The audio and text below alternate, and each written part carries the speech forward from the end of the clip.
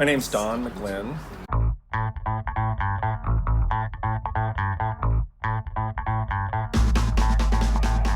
My first experience with the Stuart Air Show was actually back when I was still a pilot in the Air Force.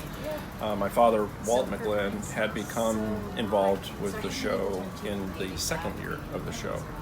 And at that point, they were talking about trying to bring more airplanes to the show, and he reached out to me and wanted to know how would I suggest, or what would be a good way to get people from the military to bring airplanes to the air show and have them sit there as what's called a static display, which is where they just sit with the airplane and talk to the public and explain what they do and those kind of things. And so, as a Air Force pilot at the time, I just kind of gave them my 2 cents worth on, a couple of air shows I had gone to, and like anything else in life, it really came down to, well, if you treat them really well, they're going to spread the word and they're going to come back. And so I think he took that advice and ran with it, and was one of the people in the early years of the show that really helped grow it by making that a big element of what they did. So one of my favorite memories was years and years ago.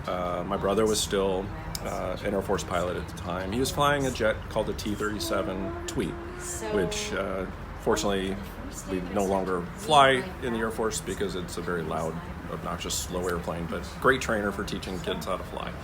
Anyhow, he came as a static display, which was kind of really cool because he also graduated from Martin County High School, so it was kind of a coming back to his hometown.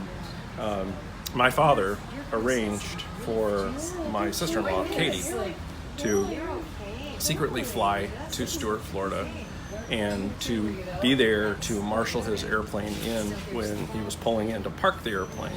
So Sean had no idea that this was who was marshaling him in until he got up close, and it was just like one of those really cool memories, and lots of other great memories, but that's probably one of my favorite ones over the years. So yeah. So and another really cool memory was through the Living Legends program.